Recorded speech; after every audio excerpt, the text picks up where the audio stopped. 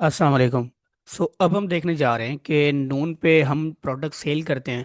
तो उस पे नून को कौन कौन सी और कितनी फीसेस जो है वो हमें नून को पे करनी होती है। ठीक है, एज अ सेलर मैं अज्यूम कर रहा हूँ कि मैं कोई प्रोडक्ट जो है वो नून पे सेलिंग कर रहा हूँ, और एज अज्यूम करता हूँ कि उसकी सेलिंग प्राइस जो है वो है 50 दरम। यानी मेरी जो प्रोडक्ट है उसकी जो सेलिंग प्राइस है बायर को जो मैं बेचूंगा वो 50 दरम में बेचूंगा। और फर्दर डिटेल्स आपसे इसमें डिस्कस करता चलता हूँ। और अब देखता हूँ कि मुझे इसमें से नून को कितने पैसे देने होंगे, और उसके बाद मेरे पास कितने पैसे बचते हैं। ठीक है जी। मैं अज्यूम करने जा रहा हूँ मेरी कोई भी एक स्टैंडर्ड साइज की प्रोडक्ट है जिसकी सेलिंग प्राइस है 50 दरम। तो सबसे पहले मैं अज्यूम कर रहा हूँ कि मैं FBN कर रहा हूँ, यानी फुलफिल्ड बाय नून। ठीक है जी। यानी मेरी जो प्रोडक्ट है उसको जो शिप करेगा बायर तक वो करेगा नून। तो ड्रॉप डाउन हो जाते हैं। सबसे पहले फीस हमारे पास आ जाएगी रेफरल फ़ी। रेफरल फ़ी को आप एज अ कमीशन फ़ी भी कह सकते हैं। इसका ये मतलब होता है नॉन प्लेटफॉर्म या कोई भी प्लेटफॉर्म हमसे जो रेफरल फ़ी कमीशन फ़ी चार्ज करता है, तो वो प्लेटफॉर्म कहता है कि जो बायर्स हैं, जो ऑडियंस है, वो हम प्लेटफॉर्म के पास है। आप हमारे प्लेटफॉर्म पे सेल कर रहे हैं तो हम आपको बायर्स के साथ कनेक्ट कर रहे हैं। तो उसकी as a referral fee, as a commission fee आपने हमें देनी होगी। तो यानी जब भी हमारा प्रोडक्ट सेल होगा, एक सर्टेन अमाउंट पे हमें उस प्लेटफॉर्म को फ़ी पे करनी होती है। यानी एक यूनिट सेल होगा, हमें एक यूनिट की रेफरल फ़ी देनी होगी। 10 यूनिट सेल होंगे, 10 की देनी पड़ेंगी। यानी जितने नंबर ऑफ़ यूनिट सेल होंगे, हमें हर यूनिट के बदले सर्टेन अमाउंट ऑफ फीस जो है प्लेटफॉर्म को देनी होती है।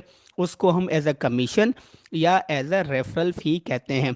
तो अब हम देखते हैं कि हमारी जो प्रोडक्ट है, मैं अज्यूम कर रहा हूँ कि वो है किचन का बाउल जो यूज़ होता है वो है। ठीक है जी। मैं अज्यूम कर रहा हूँ किचन में यूज़ होने वाला बाउल है। तो देखते हैं कि उस पे हमें कितनी फीसेस देनी होगी। तो जैसे ही मैं ड्रॉप डाउन पे आऊँगा, आप देखें हर कैटेगरी का आगे लिखा हुआ है कि अगर आपका प्रोडक्ट अपैरल एंड फुटवेयर का है, प्रोडक्ट की टाइप यानी जो भी प्रोडक्ट हो इस कैटेगरी में, आपको 27% रेफरल फी देनी है।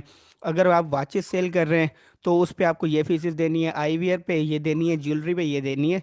तो हम देखते हैं कि हमारा जो प्रोडक्ट है, मेरे ख्याल में हमारा जो प्रोडक्ट है वो होम एंड किचन में आ रहा है, राइट। तो देखते हैं होम एंड किचन के प्रोडक्ट्स पे ऐसा ऐसा जो प्रोडक्ट्स आ रहे हैं तो वो देखते हैं।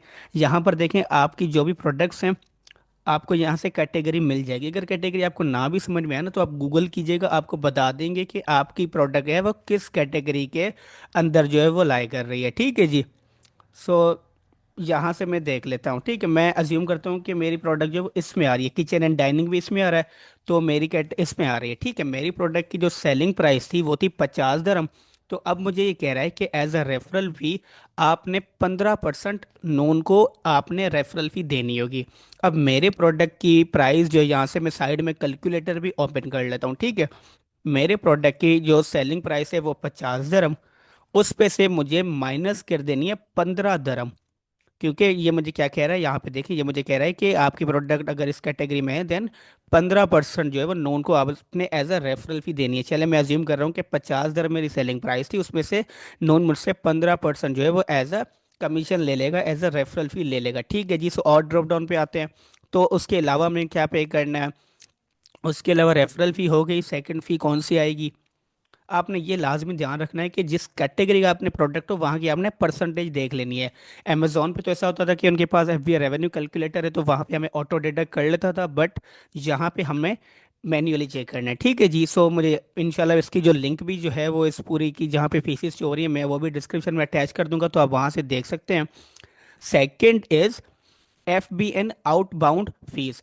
अब जाहिर सी बात है, आप जो है वो अपना प्रोडक्ट जो है वो नून से शिप करवा रहे हैं।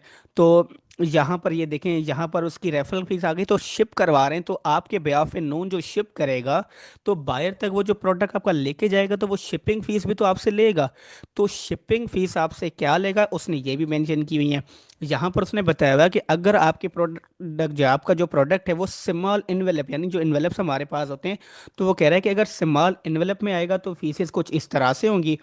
अगर स्टैंडर्ड इन्वेलप में आएगा तो इस तरह से होंगी, लार्ज इन्वेलप में आएगा इस तरह से होंगी, फिर स्टैंडर्ड पार्सल में ये, एंड सारी इसने यहाँ पे कैटेगरीज जो है वो बताई हुई हैं हमें। ठीक है जी। सो हमें पता है कि हमारी जो प्रोडक्ट है वो इन्वेलप में तो नहीं आएगी, वो स्टैंडर्ड पार्सल में आएगी। ठीक है जी। क्योंकि वो जो बाउल है वो किसी इन्वेलप में नहीं आ सकता, वो स्टैंडर्ड पार्सल है, उसका छोटा सा कोई बॉक्स होगा।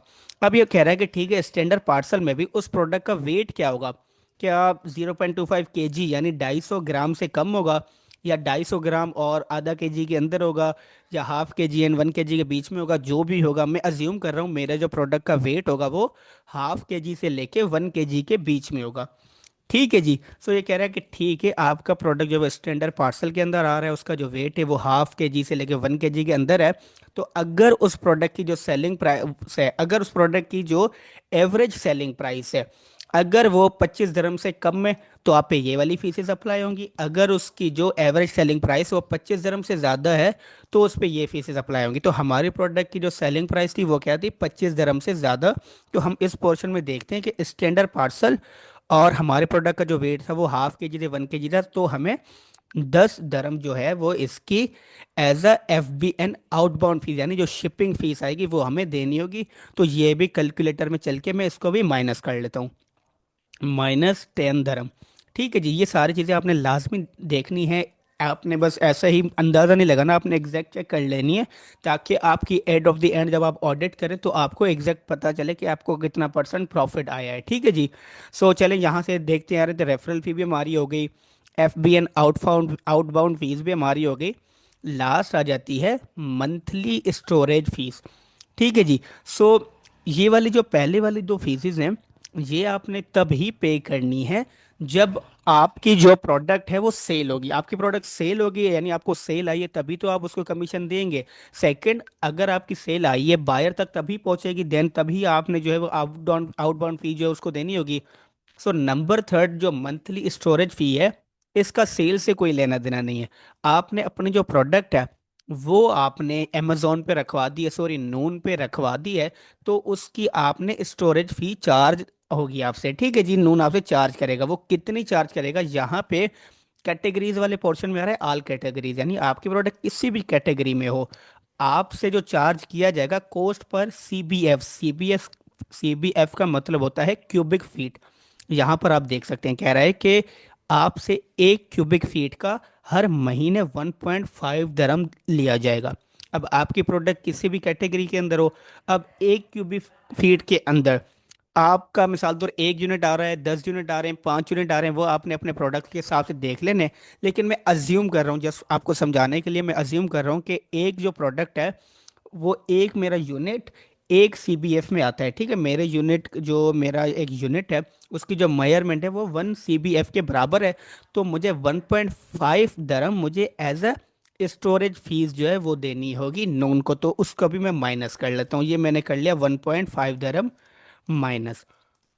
सो अब एट द एंड यानी मेरी प्रोडक्ट में अगर नून पे 50 dirham पे सेल कर रहा हूँ, तो ये सारी फीसेस नून मुझसे काट के और उसके बाद मेरे अकाउंट में जो है वो 31 dirham जो है वो ड्रॉप कर देगा। अगर और कोई फीसेस जैसे मार्केटिंग वगैरह वो नहीं हम काउंट करें, तो ये जो डायरेक्ट हमारी फीस है जिसमें पहली कमीशन फीस आ गई, सेकंड जो है वो शिपिंग वाली फीस आ गई, थर्ड जो है वो हमारी स्टोरेज फीस आ गई, ये फीसेस निकाल के 31 dirham जो है वो हमें हमारे पास नून दे देगा।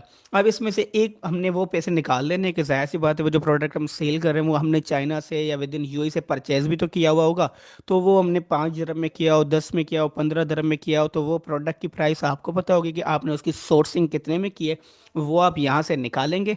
तो आपका नेट प्रॉफिट मार्जिन आ जाएगा, ये आ गया आपका ग्रॉस प्रॉफिट मार्जिन।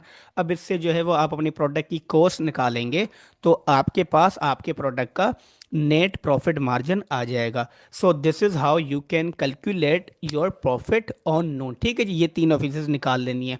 बाकी फीसेस भी नीचे मेंशन्ड हैं, आप इनको अगर देखना चाहें तो ठीक है, ये बट अलग से है। इंशाल्लाह इस पे जो है वो हम सेपरेट वीडियो बनाएंगे जिसपे नून की जो है सारी फीसेस के बारे में हम डिस्कस करेंगे। बट फॉर नाउ अगर आपने माइंड बनाया है नून पे स्टार्ट करने का, तो ये फीसेस हैं जहाँ से आप जो है वो अपने प्रोडक्ट का प्रॉफिट कैलकुलेट कर सकते हैं। ठीक है जी। सो लास्ट हमारी जो क्लासेस थी वो हमारी हो गई हैं। अब इंशाल्लाह बाकी जो रिमेनिंग है मार्केटिंग के ऊपर या बजट ब्रेकडाउन के ऊपर, ये सारे जो सेशंस है वो इंशाल्लाह आपको चैनल पे मिलते रहेंगे। ठीक है जी। सो तब तक के लिए अल्लाह हाफिज़।